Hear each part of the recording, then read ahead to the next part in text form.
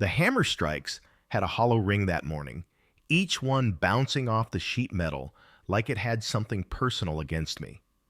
My palms were raw under the gloves, and the August sun was already heating the tar paper enough that it stuck to my knees when I crouched. From across the yard, I could see Walter, my neighbor, standing with his arms folded, watching. A year ago, that same man had asked me for help with this roof. Now, every look he threw over was sharp enough to cut. I should probably back up. My name's Daniel. I'm 42, divorced, one kid in college, and I make my living doing small contracting jobs, handyman work, roofing repairs, fencing, plumbing, that kind of thing. Nothing glamorous, but it pays the bills and keeps me moving. Walter moved in about 2 years ago, after his wife passed away. He's in his late 60s, retired machinist, stiff in the knees. The first time we actually talked beyond the neighborly wave was when a storm peeled half the shingles off his roof. He was standing out in the rain, poking at the damage with a broom handle like he could sweep the water away. I crossed over, offered him a tarp, and before I knew it, I'd volunteered myself for what turned into a year-long patch and rebuild job. Now here's the kicker. I never charged him. Not a cent. He'd offered here and there. Let me pay you for the materials at least. But he's on a fixed income, and I kept brushing it off. It felt good, if I'm honest, like I was doing something solid, not just transactional. My own dad used to say a man's worth is in what he builds, not what he invoices. So I put in the hours. Weekends, late evenings, stolen afternoons between paid gigs. Pulled up rotten plywood, reframed the trusses, replaced flashing, laid down new shingles row after row. Sometimes Walter would bring me a glass of iced tea and sit in the lawn chair below, telling me about his old job at the factory, or how his wife used to plant lilacs along the fence line. It felt neighborly, almost like the way I remembered communities being when I was a kid. Then came the fence. It started small, just a surveyor's pin I found buried under the edge of his hedge while I was hauling debris. It didn't line up with where our chain link fence currently stood. I mentioned it casually, like, "Hey, did you know the property line's about a foot over from where the fence sits?" He just grunted. I didn't think much of it. But a couple of weeks later, he was on my porch, papers in hand. "Daniel, that fence is sitting on my property. You're going to have to move it." I laughed at first because I thought he was joking. I mean, I'd just spent a year keeping his damn house from caving in. A fence? Really? "No joke," he said, eyes flat. "I had a survey done. It's mine." I stared at the crumpled survey document, then back at him. The chain link had been there since I bought this house 10 years ago. Probably longer, given how rusted the posts were. Nobody had ever disputed it. And here was Walter, the man whose shingles I'd practically nailed in with my own sweat, telling me I was trespassing. That was the first time I felt it. That sharp sting of betrayal that turns your stomach. I tried to reason with him. Told him I'd check old plat maps, that we could split the cost of a new survey, that surely a foot of grass wasn't worth souring what we'd built as neighbors. He nodded along, but the next week, I got a letter in the mail from a lawyer. Walter was suing me for encroachment, damages, legal fees, the whole bit. I sat at my kitchen table with that letter spread out next to a half-empty cup of coffee, just staring at the black ink. My hands smelled like roofing tar. My back ached from hours bent under the sun. And here was my neighbor, my friend, or so I thought, dragging me into court over a fence that had been standing since before either of us lived here. That first night, I barely slept. Every time I closed my eyes, I replayed the hours on his roof, the way my shirt stuck to me in July heat, the splinters I dug out of my palms, the night I skipped dinner with my daughter because I was up on a ladder sealing leaks before the forecasted rain. And then the image of Walter sitting in his lawn chair, nodding and smiling like we were some kind of team. Now all I could see was the folded arms, the hard stare across the yard. I didn't call him right away.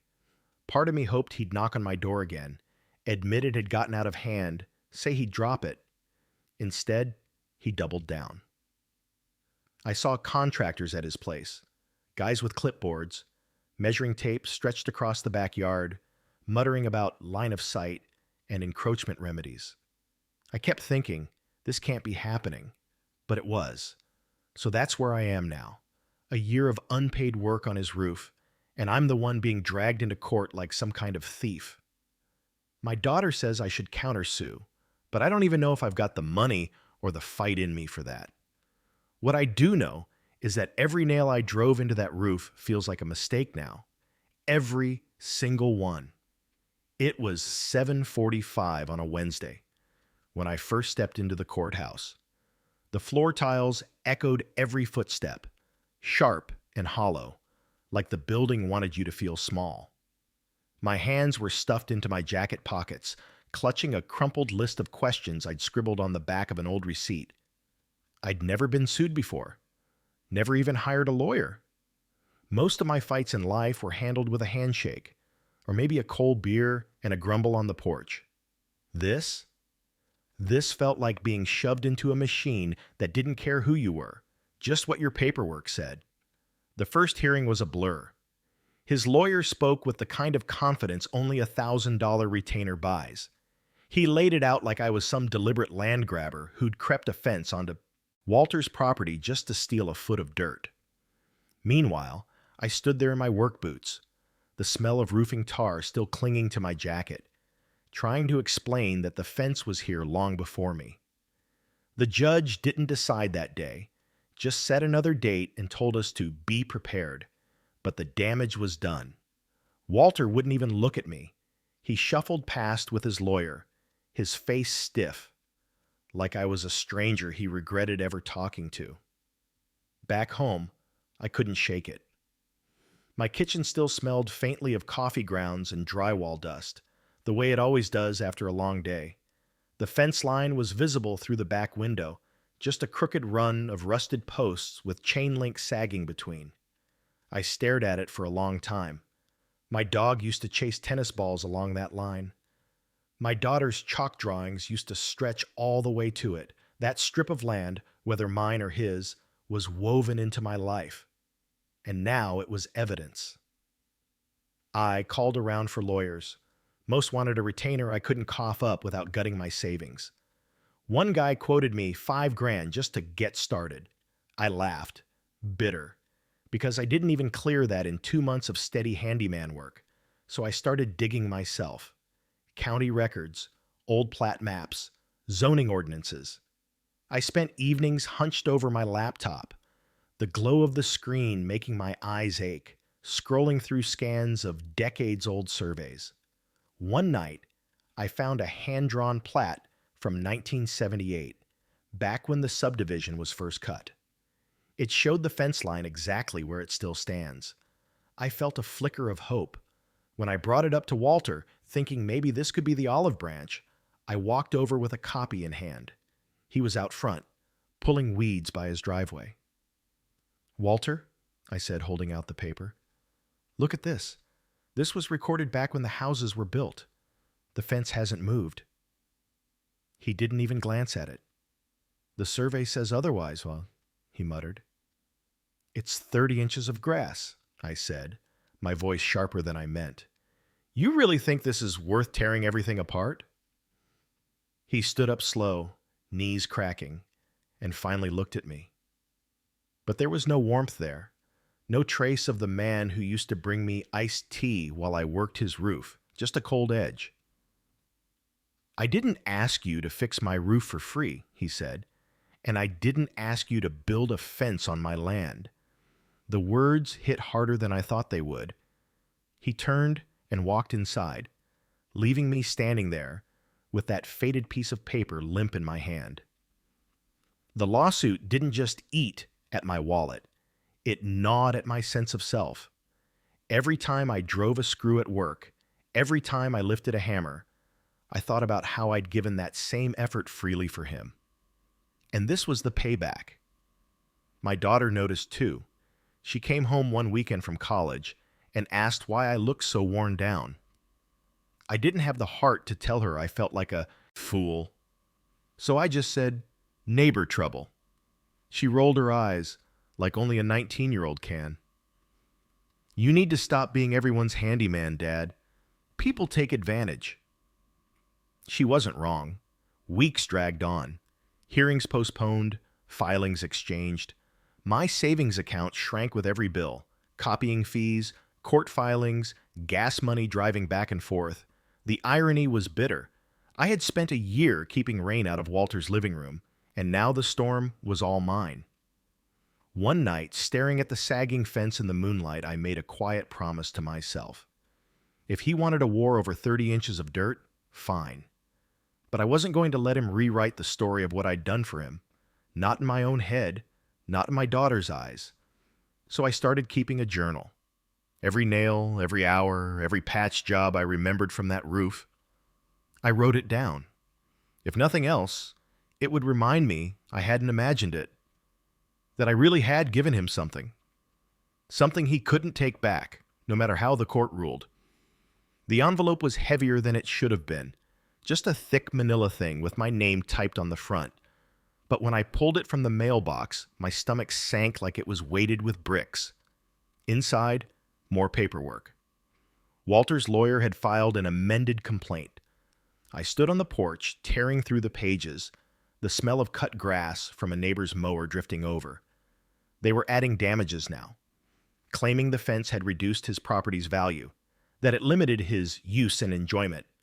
Legal words that made me feel like I was being painted as some reckless squatter instead of the guy who'd hammered in half his shingles by hand. That night, I couldn't sit still. The fence seemed louder in my head than any hammer ever was. Every creak of the chain link in the wind sounded like an accusation. I started walking the property line at night, flashlight in hand, looking at the leaning posts, at the rust that ate through the bottom links. I'd run my fingers along the cool metal, wondering if all this was really about the fence, or if it was about pride. Because here's the thing.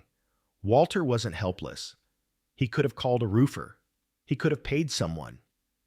But instead, he let me step in.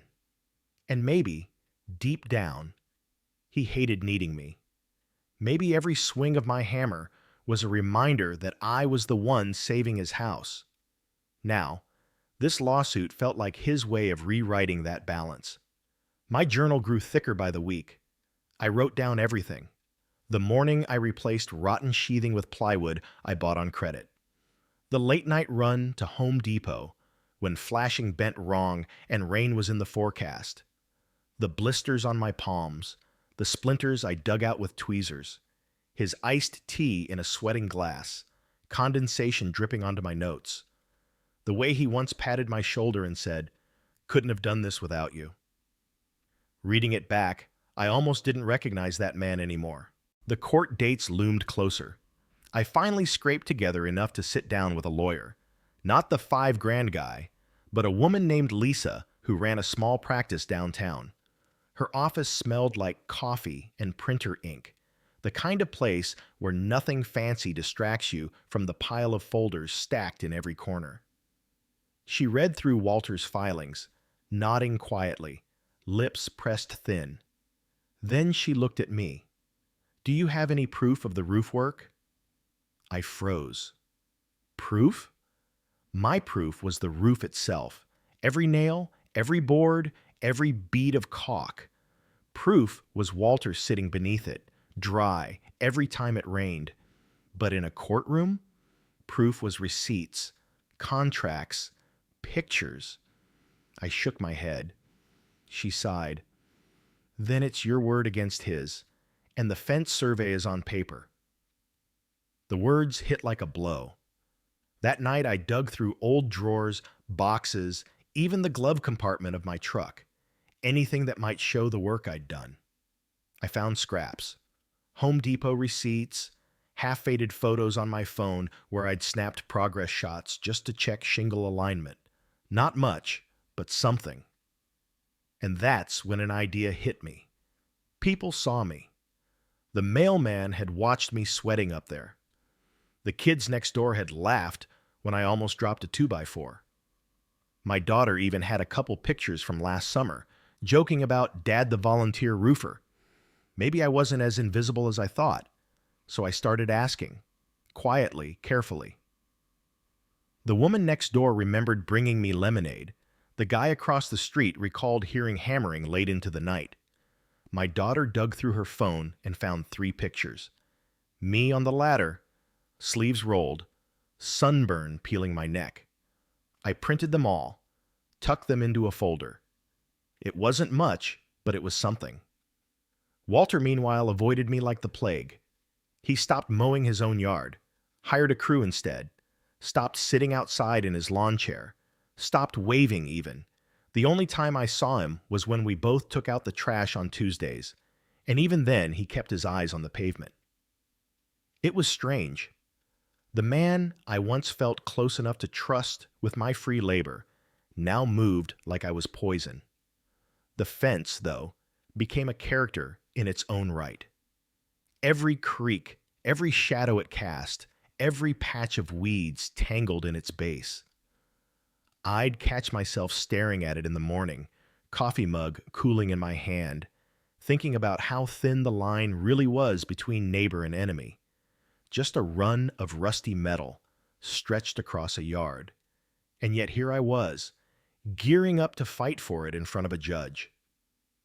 The morning before the next hearing, I sat at my kitchen table, flipping through my folder. Photos, receipts, handwritten notes. My hands shook as I stacked them. Outside, Walter's roof gleamed with the new shingles I had laid, a cruel reminder. I thought about knocking on his door, one last try at peace. But the image of his lawyer's words, encroachment damages, legal fees, burned too hot. So instead, I zipped the folder shut and told myself this: if he wanted a fight, I'd give him one. Not because I cared about the 30 inches of grass, but because I wasn't going to let him erase what I'd built. The courthouse smelled faintly of dust and old paper, the kind of scent that clings no matter how often the janitor mops. I sat on the hard wooden bench outside the courtroom, folder in my lap, my leg bouncing like it had a mind of its own. Across from me, Walter arrived with his lawyer, pressed suit, leather briefcase, polished shoes that clicked against the tile. Walter didn't look my way. Not once. It was surreal, sitting there in my work boots, staring at the man whose house I had practically held together with my bare hands. We'd shared iced tea in the summer heat, traded small jokes while I hammered in shingles. And now? He leaned close to his attorney, whispering like I was some criminal who needed to be put away. Inside, the hearing was tense. His lawyer went first, spreading out glossy exhibits like playing cards. The survey results, highlighted maps of property lines, a thick affidavit claiming the fence reduced Walter's livable space. When it was my turn, Lisa nudged me to the stand. My palms were slick, the folder slippery in my grip. I opened it and showed the judge what I had. Photos my daughter had taken of me on the roof, receipts for plywood and shingles, notes from neighbors who'd seen me working. I explained it slowly, my voice unsteady but honest. I didn't move the fence. It was here when I bought the house. And while we're here talking about it, I think it matters that I spent a year keeping his roof from caving in. I didn't ask for money. I just did it because he needed help. And now I'm sitting here being treated like I stole from him. The courtroom went quiet except for the scratch of the clerk's pen. The judge didn't decide that day again. Another postponement, more filings to come. That's the thing nobody tells you. Court isn't one big dramatic moment. It's a slow grind, death by paperwork.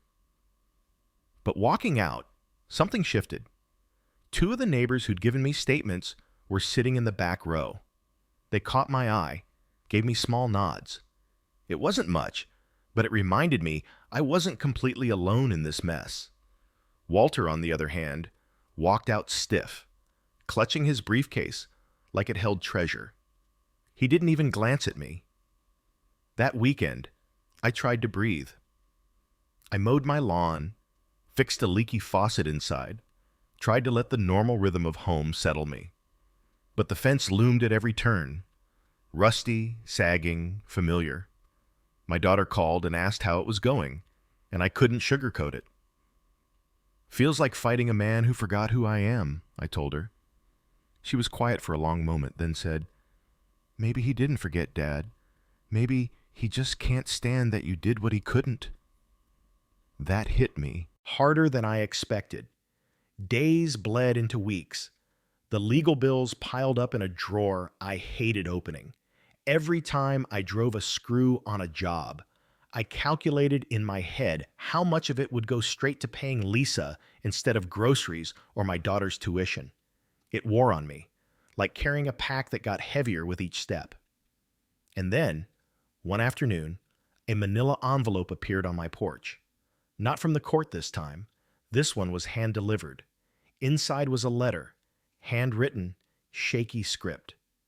It was from Walter's son. He'd heard about the lawsuit, said he hadn't been around much.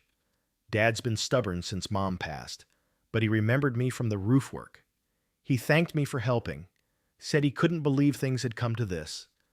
And then, at the bottom, one line that made my hands shake. "I'm trying to talk him down. He's not the man he used to be." I read it 3 times, sitting there at my kitchen table, the letter trembling in my grip. So it wasn't just me. Other people saw it too, that Walter wasn't just chasing a strip of land. Something deeper was cracked inside him. Maybe grief, maybe pride, maybe both. The next court date was set. I ironed a shirt I hadn't worn since my daughter's graduation. Lisa coached me on how to answer questions, how to stay calm no matter what Walter's lawyer threw at me. And that morning, walking toward the courthouse doors, I felt something I hadn't in months. Steadiness. Because win or lose, I knew the truth. I knew what I had given, what I had built, and what I wasn't willing to let him erase. The fence might have been in dispute, but my worth wasn't. The final hearing came on a gray morning, the kind where the sky looks like concrete and the air feels damp even without rain. I sat outside the courtroom again, folder on my lap, trying to still the shake in my leg. Lisa leaned over and whispered, "Just answer what's asked. Stay steady." Walter shuffled in a few minutes later. His suit was the same as before, but he looked thinner, shoulders hunched, eyes tired. His lawyer carried the weight for him. Stack of binders, neat pile of exhibits. Walter just sat stiff, avoiding my gaze. When the judge entered, we all rose, and I realized then how small we both looked. 2 neighbors, who once shared iced tea, now split by 30 inches of grass and a mountain of paper.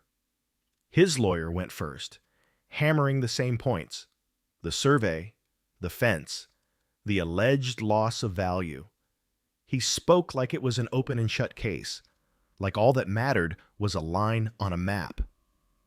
Then Lisa stood, calm, measured. She handed the judge my folder. She showed the photos of me sweating on Walter's roof, the receipts, the statements from neighbors. She didn't paint me as a saint, just as a man who gave his time and sweat in good faith, who never asked for anything back, and who now stood accused over something that had been in place long before either of us moved in. Then she asked me to speak. I walked to the stand, palms sweating. I cleared my throat. "Your Honor," I said, voice rough, "that fence was there when I bought my home. I didn't build it. I didn't move it. I just lived beside it. But this case, it's not just about a fence. I spent a year on Walter's roof. Weekends, evenings, nights when it was about to rain. I didn't take his money. I didn't send him a bill. I did it because he needed help. And I thought that meant something. My throat tightened, but I forced the words out. I can't change the survey. I can't change 30 inches of grass, but I know what I gave, and I know I don't deserve to be treated like a thief for it. The courtroom was silent when I finished. Even the clerk stopped scratching her pen. The judge leaned back, steepled his fingers. Then he spoke. Boundary disputes are never easy. This court acknowledges the survey, but also acknowledges the long-standing placement of the fence. Given the duration it has stood without contest, and the equitable considerations presented here today, the court finds in favor of the defendant. For a second, I didn't breathe. Then the words sank in favor of the defendant. Me. Case dismissed. Walter didn't look at me as the gavel fell. He just stood, slow and shaky, and walked out with his lawyer. His shoulders sagged, and for the first time, I saw him not as an enemy, but as a man hollowed out by his own stubbornness. I gathered my folder with trembling hands. Lisa gave me a small nod. Relief flooded through me, sharp and dizzying. Outside, the air smelled clean, damp, like rain had finally broken. The fence is still there, rusted, leaning, stubbornly clinging to the ground. Some days I think I should tear it out, put up a new one. Other days I think it should stay, a reminder of what lines can do to people when pride gets tangled in the posts. I don't wave to Walter anymore. He doesn't wave to me. The iced tea summers are gone. But when I look at that roof, the one I built board by board, nail by nail, I don't feel regret anymore. Because the truth is, I know what I gave. And no lawsuit, no fence, no lawyer's brief can erase that. If this story moved you, subscribe for more real-life confessions and emotional journeys like this one.